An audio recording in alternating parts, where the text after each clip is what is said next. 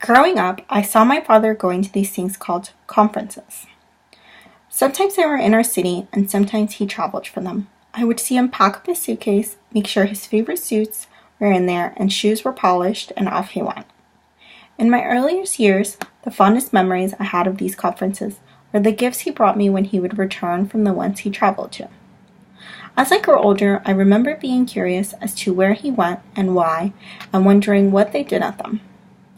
I remember he spoke at one of them, and I helped him practice by being his audience. It was horribly boring, and I might have even fallen asleep in the middle of it.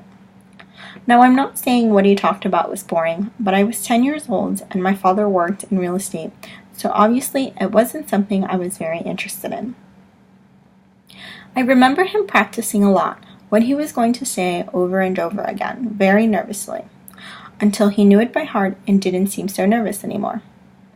I remember asking him why he would want to go to such a boring event, and he responded by saying that it wasn't boring for him because he got to share his knowledge with others, and he also got to learn from other people in his field. But all I could think of was how boring that sounded. But he told me that one day I would be a professional too, and I might have to attend a conference or even maybe a speaker at one, but so far my father has only been partially correct. I attended my first conference last year. It was a real estate conference, and let me say that to my 10-year-old self would have been shocked because I really enjoyed it. I was able to learn from many great speakers and even meet some of them and ask them questions in person. I gained a lot of new knowledge at this conference that helped me in my career. I definitely plan to attend many more in the future. With all of that being said, let me go ahead and introduce myself. My name is Suyapa Martinez, and that was my first experience and knowledge of a conference. Now, many of you might have already attended conferences for your professions, and some of you may have even spoken at one or aspired to speak at one day. Now, as I sat in that giant room filled with hundreds, maybe even thousands of people, and listened to the speaker speak with confidence and poise, all I could help to wonder how they prepared for this. How do you create a conference paper and introduce your ideas to a giant crowd of strangers without mumbling your words or overwhelming your audience with information? And for someone like me who is terrified of speaking in public, how do you stay so calm?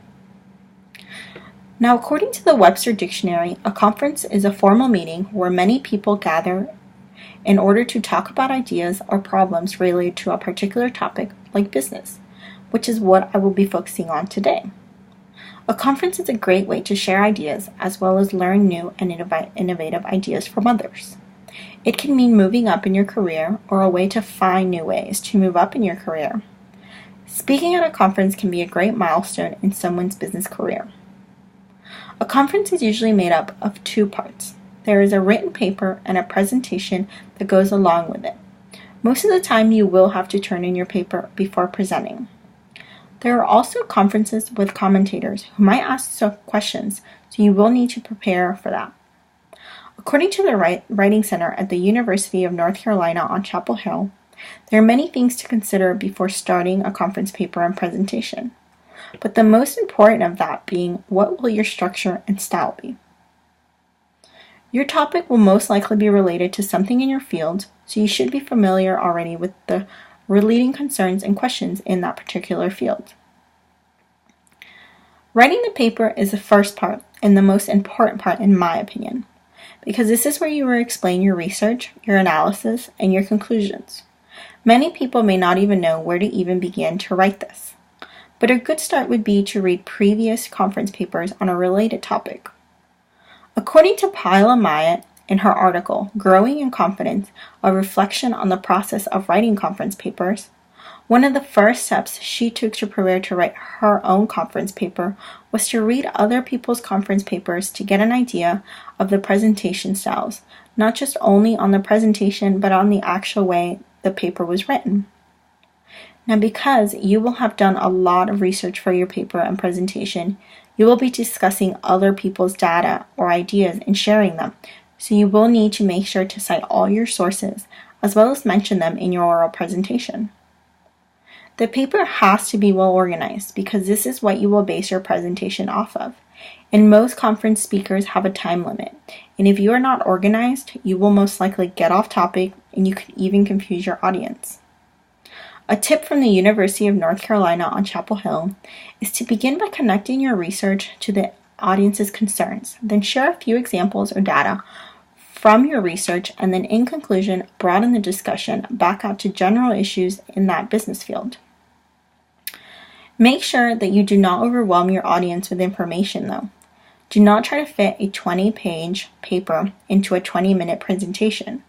Try to select a few main ideas and revolve your presentation around those ideas. According to the University of North Carolina at Chapel Hill, a general rule of thumb is that one double-spaced paper takes 2 to 2.5 minutes to read out loud, so an 8 to 10-page double-spaced paper is ideal for a 15 to 20-minute presentation. Remember that sometimes at conferences you will have questions, and so you will need to leave time enough to answer those questions. Once your paper has been written, you have to prepare your presentation, which is the second part, which should be a reflection of what your paper states. Try to provide yourself with a shortened version of your paper, one with cues and main points for yourself while presenting. Do not read your paper word for word. According to Professor Edward James from University College Dublin and Professor Farrah Middleton from Anglia Ruskin University, a conference paper is not an article. You can fit about 2,100 words in a 20-minute paper session. If you try to fit any more, you will either gabble or run over time. Both are not just embarrassing, they are plain rude. Imagine being in a giant room filled with people and listening to somebody basically read a book out loud to you for hours and hours. How interested would you really be in what he or she is saying, and how much would you really retain of that? Also, remember that we live in a very diverse world, and not everyone's first language is English, so make sure to always speak very clearly and at a good pace. A good conference paper and presentation keeps its audience engaged and interested. When preparing to present your conference paper, the main question to ask yourself are, would I myself be interested in this? Would I want to learn more or engage in a discussion with the information that has been provided to me? Overall, writing and presenting a conference paper is a great opportunity in someone's business career, and many of you will eventually attend a conference or even be asked to speak at one. And if you're ever presented with those kind of opportunities, I wish you the best of luck. Thank you for your time.